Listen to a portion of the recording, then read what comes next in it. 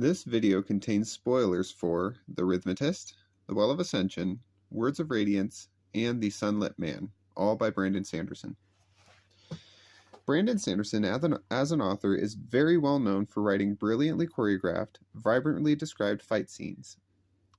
In fact, when talking about his work, it is almost obligatory to talk about how good the fight scenes are.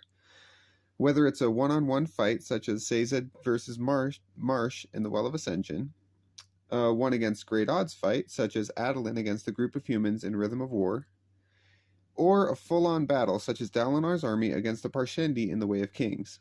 Each of these fights showcases an expert level of attention to detail, not only in the movements of the characters within their space, but also in the way that their weapons and skills are used, in both a historical context, in the case of real-world weapons, and a logically consistent context, in the case of made-up weapons or powers.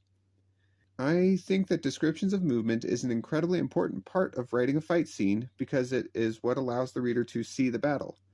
And a reader can tell pretty quickly if the fight scene makes sense or not based on those descriptions. However, as important as this is to the comprehension and cohesiveness of a fight scene, and as well as Brandon Sanderson does it, I think that a good fight scene requires something else that is just as important, or perhaps even more important, than good spatial awareness.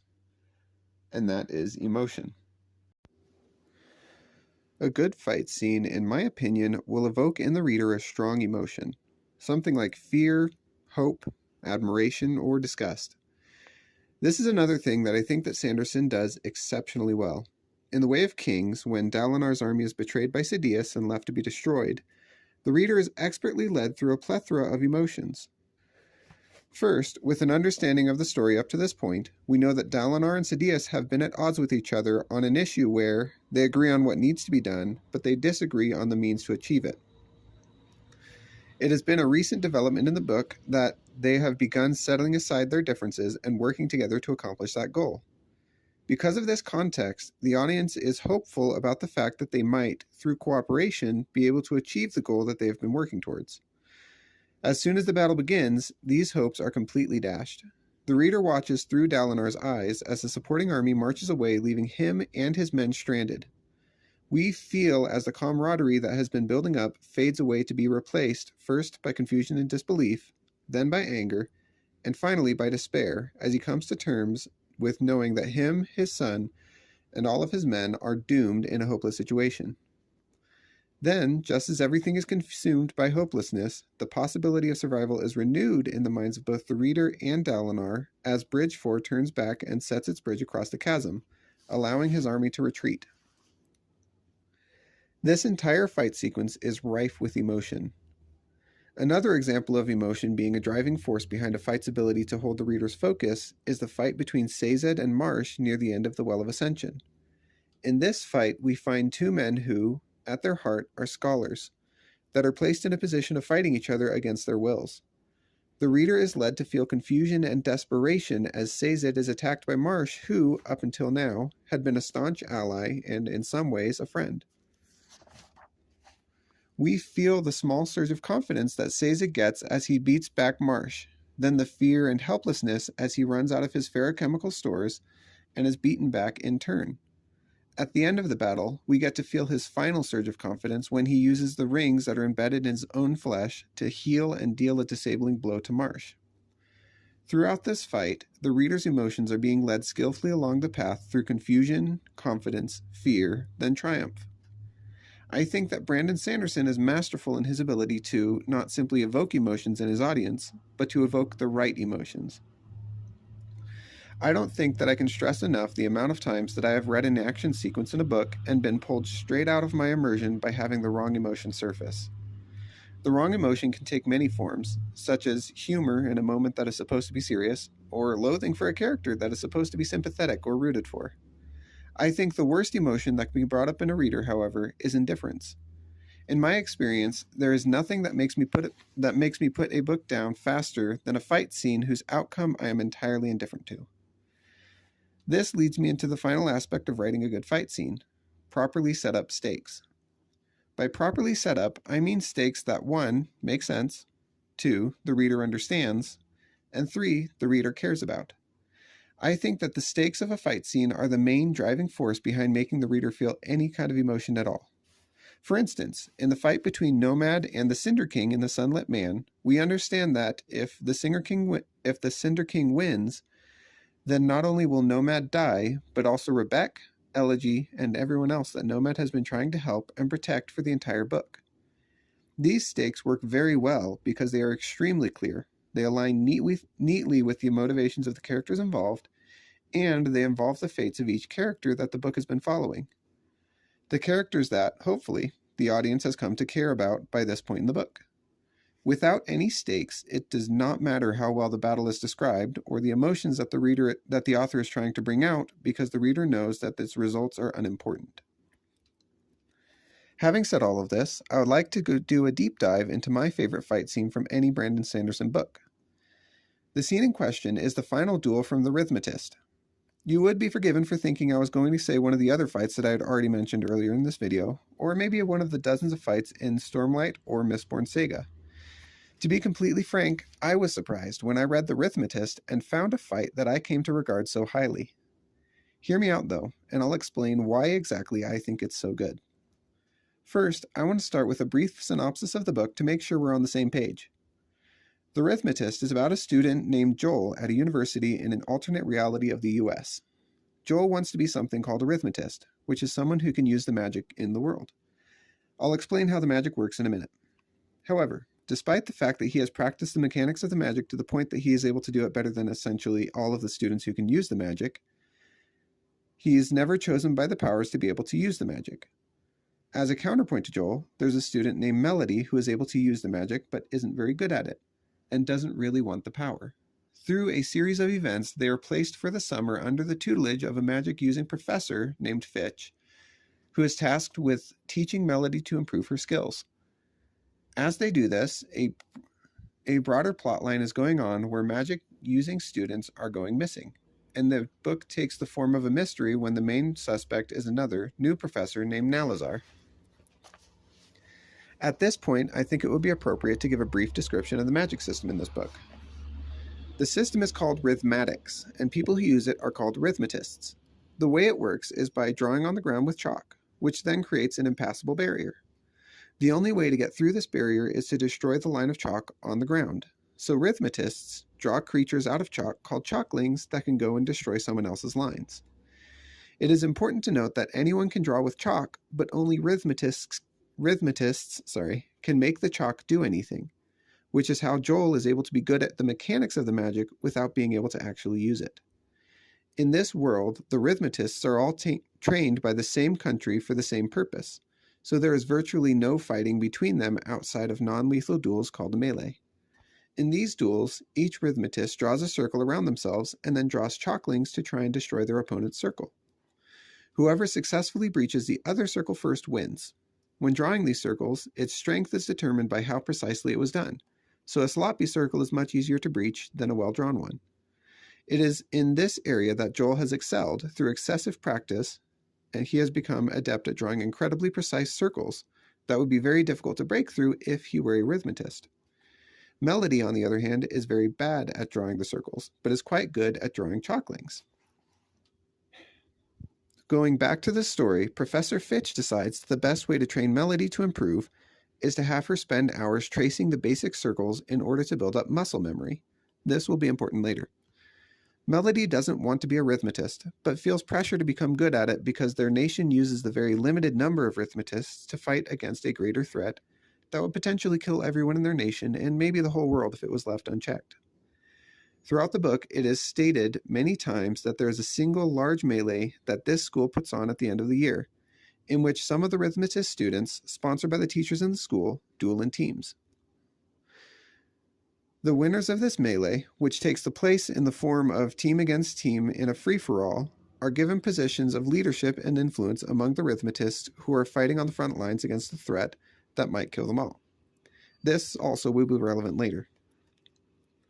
Shortly before the end of the year melee, the mystery of the disappearing students is solved in a dramatic showdown with the culprit, where it is ostensibly discovered that Professor Nalazar is not the one who's responsible. It seems like things have been sorted out with all of the missing students safely rescued and the main conflict resolved. All that is left to be done is the end of the year melee. With all of that context, we're finally at the fight that I want to talk about, which is the end of the year melee. First, the melee establishes stakes for the end of the book. It does this through 3 characters: Joel, Melody, and Fitch. With Fitch, the stakes are very simple. He trained Melody for several months and does not want to see her fail, even though it's almost certain that she will. This, for him, is a mark of having empathy for someone that he cares about. With Melody, the stakes are somewhat more complicated, but still fairly basic. All throughout the book, we've been hearing from her that she has no desire to be a Rithmatist in the first place, and believes that the power could have chosen someone better than her. Should have chosen someone better than her, really. Yet, because she was chosen, she feels the need to be as good at Rithmatics as she can be, and feels like a failure for not living up to the expectations that are being placed on her by society and, as we find out shortly before the fight, her family. As the audience, we feel for Melody because most people understand what it feels like to have some kind of unrealistic or heavy expectations to be set on them by society or their family. This gives the reader a very good reason to care about the outcome of this fight, which is great for the stakes because we are actually invested in whichever direction the story takes. We don't want to see Melody get crushed by these absurdly unfair odds that she's being forced to fight. We are able to empathize with this because she never wanted to be placed in such a high-stress situation in the first place. Now, these first 2 sets of stakes are both on a personal level. They're only something we can care about if we care about the characters experiencing them. The third person that establishes stakes for this fight is Joel, and this, I think, is where the stakes are made interesting. Because with Joel, they take 2 forms. There is the personal aspect, which I will take a bit of time to discuss in a moment, that is only affecting him, and then there is the overarching aspect, which is going to affect potentially everyone in the world. However, the only people who know about this aspect are Joel, Nalazar, and the reader. Because just before the melee begins, it is revealed in a conversation between those two that Nalazar actually was behind the missing students, and he is trying to create a situation where the Rithmatists are neutralized so that the threat they fight can break free. His current plan involves training a large number of students with his ideals, then having them win the melee so that they will be given positions of influence among the Rithmatists that he can use to achieve his own ends. The stakes for this fight are set by this as a threat that can absolutely start a war at the very least and could potentially threaten the entire world. Both Joel and the reader, however, can only guess at how dire the consequences of Nalazar's students winning would actually be, because their full extent is left intentionally ambiguous. These stakes are high, but the reader doesn't necessarily care about them, not on a personal level at least. So it was necessary, I think, to make sure that Joel also had a personal stake in this melee. Beyond caring that Melody does well, So it was necessary, I think, to make sure that Joel had a personal stake in this melee beyond caring that Melody does well. However, because of the fact that he is not a Rithmatist, it's difficult to give Joel a personal stake in the fight since, to all our knowledge, he's incapable of participating in this melee. This is where I think the full brilliance of Sanderson's writing is put on display through this fight. Joel realizes that the consequences of Melody losing will not simply be her... Joel realizes that the consequences of Melody losing will not simply be her feelings being hurt and her family disappointed, so he jumps into the arena to help her. But how can he help her if his lines are useless? He tells her that he will draw the lines if she will be willing to trace them. From this, we get a fight where these two combine their skills, one who has no power but can draw the correct lines better than anyone else, the other who cannot draw but does have the power and has spent several months tracing the correct lines in practice. I really like this sequence of events because it makes it so that the stakes are not simply waiting for the end of the fight to be made relevant. Instead, they are a major driving force behind making the fight play out as it does. This is excellent because the action and the stakes are intrinsically connected to each other in a way that has been set up to make sense but not necessarily expected by the audience. I also appreciate that adding Joel into the fight adds a personal stake for him in an interesting way. he is still unable to use Rithmatics, so his lines by themselves are completely useless in this fight. The only reason that his skills are relevant at all is because Melody has been building up a specific complementary skill for the length of the book. In this way, he is able to prove to himself that he could be a great Rithmatist if he had been chosen, and also that his skill that he has been uselessly working on for nearly 8 years is actually not useless if done in the proper context. This, I think, segues neatly into the description of the action in this scene. Sanderson has a way of giving enough description that you can picture exactly what's being described, but not so much that things get bogged down by having too much information thrown at you all at once. What he does that I think makes this fight in particular stand out is he talks about defenses and attacks that have already been described in detail in the rest of the book, with pictures, and he gives specific descriptions of how they're being used by the characters in this fight. Even though the descriptions are brief, you can easily imagine what it looks like as they draw their lines and get attacked by enemy chalklings. We can almost see the battlefield where Joel and Melody sit, almost entirely surrounded by their opponents, as the chalklings that she draws with precision tear through waves of the enemy. There are only brief mentions of Nalazar's students knocking the other teams out of the tournament, but all the same we can clearly imagine the field emptying and the assaults on Joel and Melody getting worse. The action then ties into the emotions of the fight. At this moment, it feels like their situation should be a hopeless one. After all, they're on a team by themselves fighting against what seems to be at least 10 opponents. And before the fight starts, it is framed as a completely hopeless scenario in which Melody has zero chance of winning.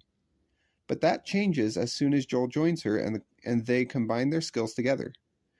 They begin to draw, and it is immediately apparent that they are in control of what is happening in the melee. There are a lot of movies and books that have the final fight be something that goes back and forth between the good guys and the bad guys, with the good guys only just eking out a victory. This is not one of those fights. Don't get me wrong, I think that those fights are necessary to build and maintain tension, and in most cases I would say that a fight like that is better. Brandon Sanderson writes plenty of those fights after all. But that is not the purpose of this fight, and I think that this fight being handled that way would have massively detracted from it. I think this fight's purpose was to show that there is someone who can both know that Nalazar needs to be fought and is capable of fighting him. To do this effectively, he is made to be dominant in this fight against the other students. The book conveys this dominance through the emotions of various characters. First, through the crowd watching the match. As Joel, a non-Rithmatist, steps out into the field and joins Melody, there's a general air of confusion and disbelief, along with some humor. As he begins drawing with his chalk, however, the confusion begins to give way to awe, while the disbelief remains, but for a different reason now. At first, it was disbelief that he would be foolish enough to step into the arena even though he's not a Rithmatist. By the end of the fight, it's disbelief that he is so good at Rithmatics even though he's not a Rithmatist at all. The second bit of emotion that we get is from Professor Fitch, who is also confused when he sees Joel in the circle with Melody. But his confusion is quickly replaced by pride when he sees how precise Joel's lines are. There's some nervousness, but that also wears away quickly. From Melody and Joel, we see the emotions go from depression, because they're about to lose, to nervousness, because they're fighting for their, lives, to concentration. But throughout all of these, they maintain a level of banter that says they're confident in their skills. The audience, I think, is able to feel all of these emotions to a very good extent through these characters. But I think the emotions that are the most important in shaping how a reader feels about this fight actually comes from Nalazar. Before it begins, he has this conversation with Joel in which he reveals he's trying to eliminate the Rithmatists, and in this conversation, as well as before the melee begins, he is shown to be extremely confident that his students are going to win. But then, at the same moment that Fitch sees Joel drawing in the ring with Melody, Nalazar also sees him, and it says that his haughtiness was gone, replaced with consternation and fascination. This man, who had trained at least 10 students specifically how to win this melee, who knew that Joel was not a Rithmatist and saw him on the field alone with Melody surrounded by all of the other teams, who had absolute confidence in his students' ability to win, took one look at Joel's lines at the beginning of the match before anything extraordinary even happened, and that was enough to make him afraid that his students were going to lose. This respect of Joel's abilities that continues to the end of the melee is so poignant because it comes from the villain. He does not want Joel to win. In fact, he has every reason to want the opposite. Yet despite this, he is still able to be fascinated by and even admire Joel. To me, this is where the best set of emotions are used in this fight, and is where I think the reader connects most with the feelings that are supposed to be evoked. Now, it's for these three reasons that I think this is one of the best fight scenes that Brandon Sanderson has ever written, and my personal favorite fight that I've ever read in any book at all. I think that these aspects of description, emotion, and stakes are fit together perfectly to make this a memorable final fight. Anyway, that's all I've got to say about that. Thank you for watching.